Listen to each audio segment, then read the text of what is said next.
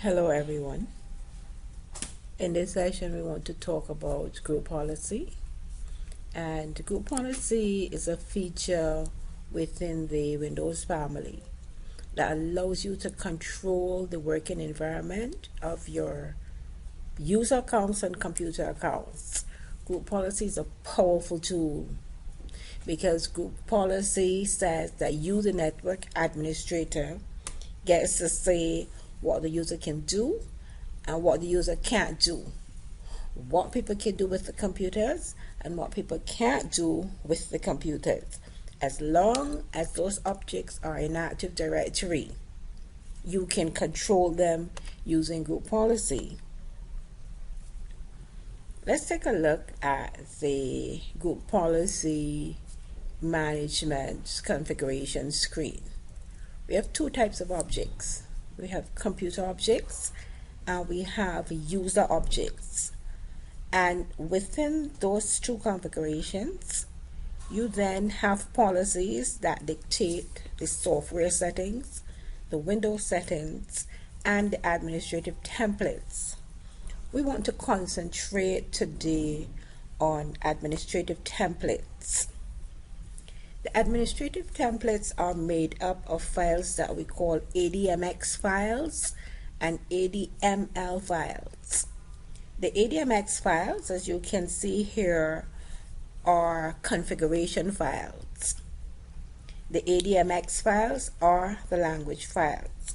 Let's take a look to see the different settings that we can control within administrative templates. On the right hand pane, we see control panel, network, printers, server, start menu and taskbar, system, and Windows components. Let us take a look at some examples of group policies.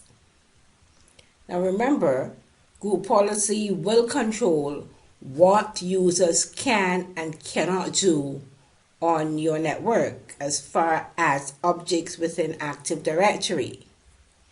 One example would be enforcement of password complexity policy.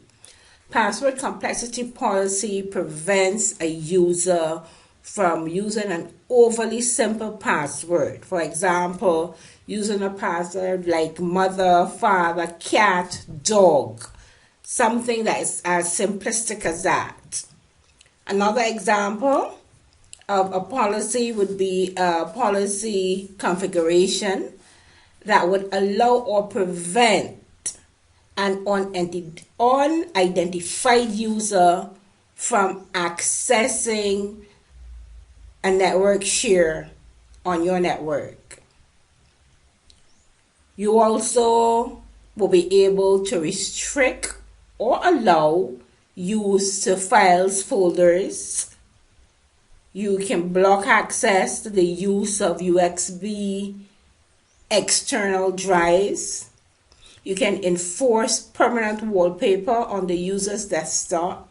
And there are many more scenarios that you can use group policy to actually control what the user can or cannot do. What you would do is, for example, you would put a user or a group into an organizational unit. And when you create the policy, you're going to point the policy to that organizational unit. Now, when you configure a set of configurations, could be more than one, could be a number of configurations. When you configure them, you refer to that as a group policy object. We want to talk about administrative templates,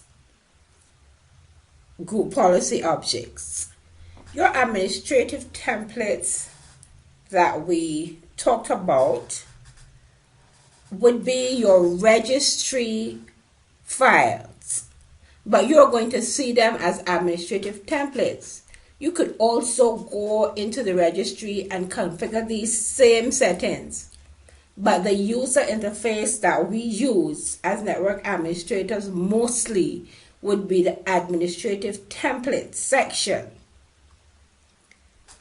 The ADMX file, which is the extension for an administrative template file, is used to describe both the interface that we see within group policy and, again, the registry keys.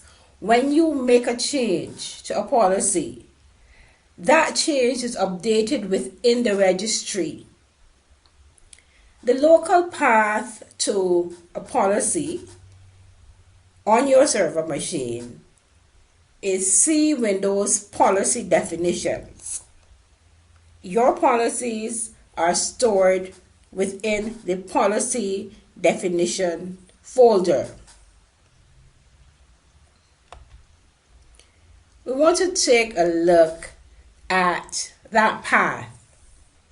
You can see here we have Windows C policy definitions. And here you can actually see the policy files. These are configuration files, and they are called ADMX files. Those files actually hold the configuration for the policy. You also have within the policy definitions folder language files. And to see the language files, you would have to click here on ENUS, and you actually see the ADML files. And those files don't deal with the configuration, they simply deal with the language. Windows uses a central store to store administrative template files. If you're working in an Active Directory environment, you want your group policies to be stored centrally so that those group policies that you create can replicate to all the other domain controllers in the domain. If your policy is going to be stored in the central store, you actually have to manually create that central store within the sysvol folder. Now, we saw that a local copy of the policies will be on your local system. But what you might want to do is to make a central copy. And what will happen is the group policy will check that central copy and send those policies to all the other domain controllers so they are available everywhere within your domain. Central store simply means that the ADMX and ADML files are going to be stored in a central place, which is a sysvol folder, ready for replication. By default, the central store does not exist. So this might well be one of your exam questions. You have to be able to manually create the central store, and therefore you have to know the path where you would create this central store. So let's see if we can follow the steps to create the central store. The first thing we want to do is to copy those policy definitions from the local system. So you can have a local server 2012 machine, and what you want to do is to go to the root of the drive. In our case, this is the E drive here. Open Windows. Then you want to find that policy definitions folder. Remember, the policy definitions folder on the local server 2012 contain the ADMX and ADML files. We want to copy those. So you right click on policy definitions and you click on copy. The next thing you want to do now is to actually put those files on a domain controller within your domain.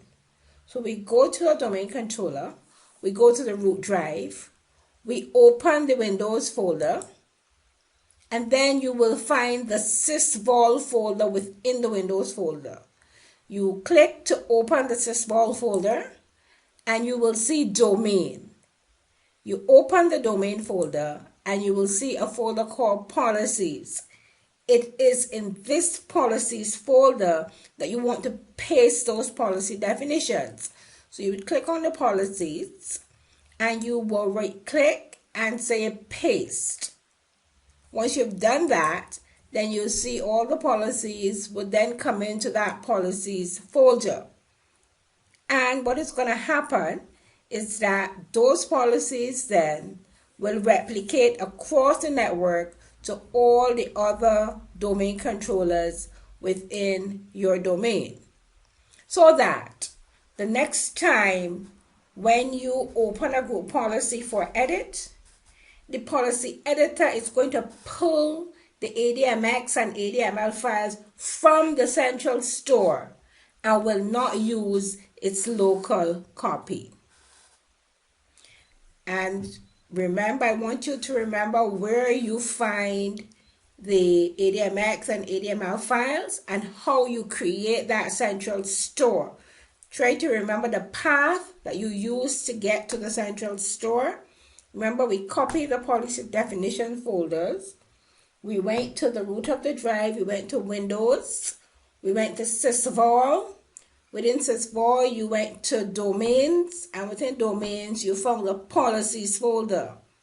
You open the policies folder, and within that policies folder is where you then would paste the policy definitions so that they will be available for replication to the other domain controllers within your domain.